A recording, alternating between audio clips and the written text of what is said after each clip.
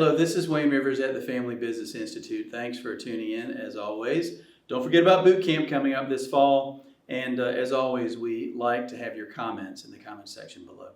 This week I want to talk about how do you know, not how do you feel, but how do you know if you have a great team? Well, why is this important to you? I would say that the majority of problems that our clients and our members have tend to be people problems. So let's talk about those, and let's talk about 7 ways that you can know, not feel, not think, not infer, but know that you have a great team.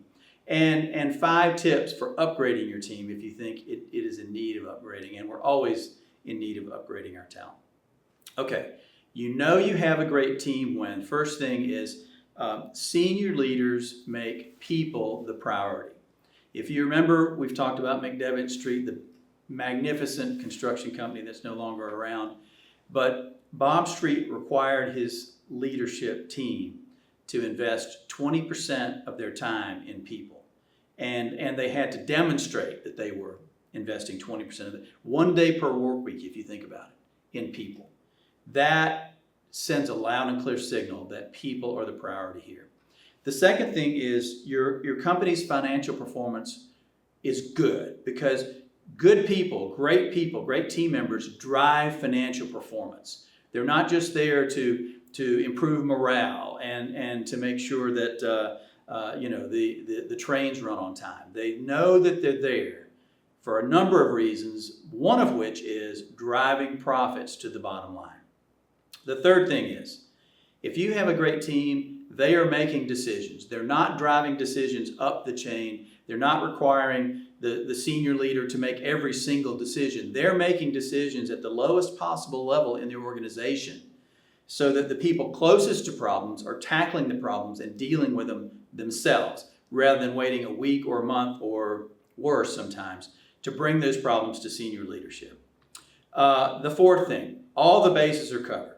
If you've got great estimators, great project managers, great superintendents, but a poor controller who's always late with financials, or a subpar business development function, you don't have all your bases covered.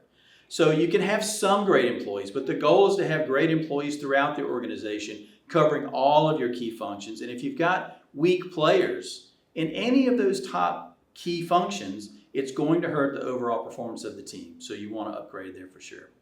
The fifth thing, great employees solve problems on their own. They dig in, they gather resources, they talk to other people in the organization and people outside the organization, architects, engineers, customers themselves, whatever, and they solve problems quickly and decisively. So again, things don't, problems solved quickly or problems solved cheaply. And waiting to solve problems or avoiding difficult decisions and things like that, they just hamstring an organization. The sixth thing is the people are low maintenance. That's one of my favorite ones. They are self-reliant, they are self-motivated, they are self-driven, so that you don't have to become a rah-rah cheerleader motivator type. I actually don't think you can motivate people. I think people who are unmotivated are going to stay unmotivated. You might get 10% more performance out of them on some days. But if you hire and train great people who are self-motivated, then you won't have to do that. And it's not natural for some of us, frankly, to be the cheerleader rah-rah types. So that solves that problem by getting people who are low maintenance and motivated on their own. And the seventh and final thing is great people are aligned with your mission, vision, and values in your organization. Maybe this is the key one. Everybody has a personal mission. It may not be written down, but it's in their hearts, it's in their minds. They see themselves doing things and going places in life. And if they can see that they have alignment with your organization, that your organization is going to foster their doing things and going places in life, that's perfect. If, on the other hand, they're interested in anything but work and they live to be off at 5 o'clock on Friday and live for the weekends, maybe that's not in alignment. Okay, so what are the 5 tips then for upgrading if you think that you need to upgrade? The first thing is look in the mirror. We have to be self-aware.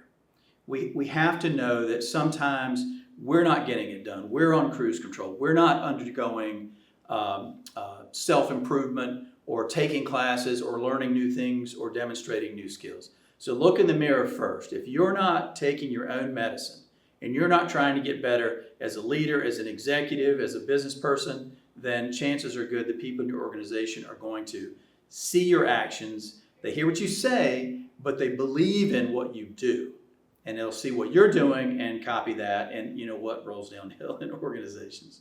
The second thing, take the McDevitt Street tip. Make people your priority. Make developing your team your highest priority.